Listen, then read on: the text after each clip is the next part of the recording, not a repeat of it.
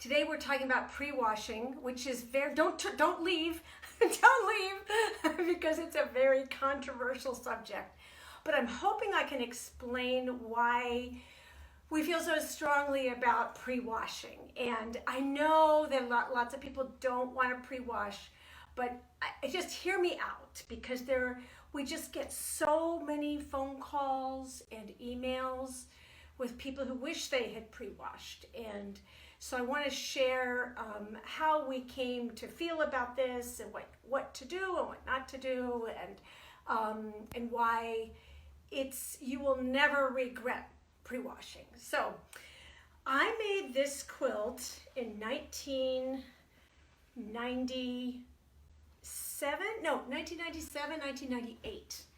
And it's a version of, it was the original Call Me Crazy that's now a pattern. And I did all of this improvisational piecing, and I thought I had pre-washed everything really well. And then, and we use our quilt, so this has been on a sofa for 20 some years and washed umpteen times. And when I took it out of the washer the first time, it bled everywhere. And the red had bled, not every single red, but some of them had bled into this cream fabric. And I had spent just an enormous amount of time piecing it, so I was really discouraged. And so I had to go back in. Fortunately, I caught it before we went into the dryer, but I scrubbed it with a little toothbrush, and actually had to rewash it again multiple times. And it really hit home to me the importance of pre-washing. And then soon after that, I read a book by Harriet Hargraves called From Fiber to Fabric. This book talks about the science behind pre-washing and how to maintain the bond between the dye and the fiber. And she worked with some textile engineers to determine what soaps to use when washing quilts and inherently pre-washing fabrics also. And they determined that there was no one-size-fits-all approach, because whether or not a dye bled was often a result of the chemistry in the water, and that the recommendations, they had a few recommendations, and they figured out what worked and what didn't work and why. That book, I believe, is available on demand at this point, but it's a very interesting academic, science-based approach to understanding how fabrics behave, when washed. And they had the top 2 recommendations for soaps were Orvis Equine Shampoo, which we don't have here, and Ivory dishwashing soap. I want to say we don't have any gig or any relationship with Ivory, although I know we have sold them a ton of this over the years. And they changed their formulation. It used to be a white liquid. And I actually had a conversation with the people at Ivory, because I was concerned as to whether or not the change in the formulation would affect the way it performs with fabrics. And they said of course the legal department didn't want any responsibility, but that it should not perform differently. So we'll just, we're going to continue to use it because it's the most readily available for us. You can find this in the dishwashing soap aisle. We have an HE front-loading machine. We put about half a teaspoon in if you're doing enough for, say, 4 or 5 yards of fabric. If you've got a top loader, you can put a little bit more. You really don't need much, but what you really want to do is get out any fugitive dye. So we wash ours on cold, unless it's in the middle of a Chicago winter, in which cold is really, really, really cold, and then we do it on warm. But generally cold, a little tiny bit of this in the soap dispenser, and we pre-wash the whole cycle. Then when we have the finished quilt, we actually throw one of these in also, which is Shout Color Catcher, and you'll be able to see whether the color catcher comes out white or not.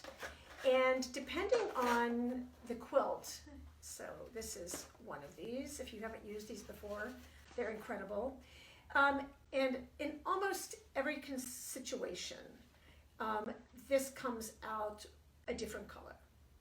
And sometimes it's like a dark reddish brown, and sometimes it's a dark blue, and sometimes it's just a pale gray, depending on how dark the fabrics are. Now, this is the good time to discuss what the fabric manufacturers will tell you. There's often a little note some manufacturers will put in the bolts of fabric we get, saying that there's no need to pre-wash. And you'll also sometimes see that note with pre-cuts. But here's the thing. That fabric manufacturer is not going to deal with your quilt if it bleeds. You're going to deal with the quilt if it bleeds. And the reason that note is on there, especially with charm squares, is that quilting fabrics are woven, and let's just sort of make a blanket statement that we're not talking about cheap fabric from Walmart or whatever. We're talking about high-end quilt shop quality fabric. So big manufacturers, really great quality, $10 to $13 a yard fabrics. But the reality is that the fabrics are woven with with a different number of threads in the warp than they are in the weft. So what happens is if you pre-wash and dry a 5-inch charm square, for example, you will pull out of the dryer a rectangle that's like 4 3/4 by 5 or just under 5, or maybe 4.5 by 4 7/8. It will no longer be a square.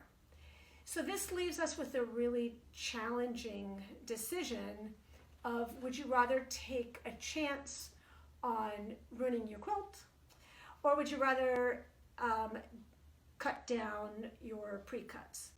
And typically we would rather cut down a pre-cut, and if just because we've just seen too many quilts ruined. The other thing is, people say, well, how do you pre-wash a pre-cut? And we say, in a lingerie bag, like that.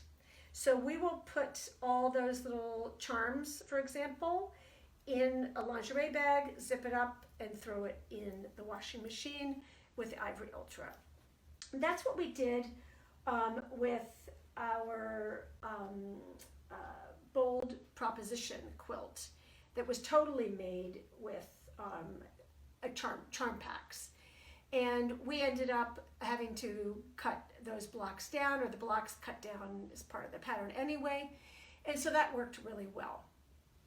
Now, if you are really, really resistant to pre-washing, and then I would say, at the very least, consider pre-washing anything where there's going to be a white.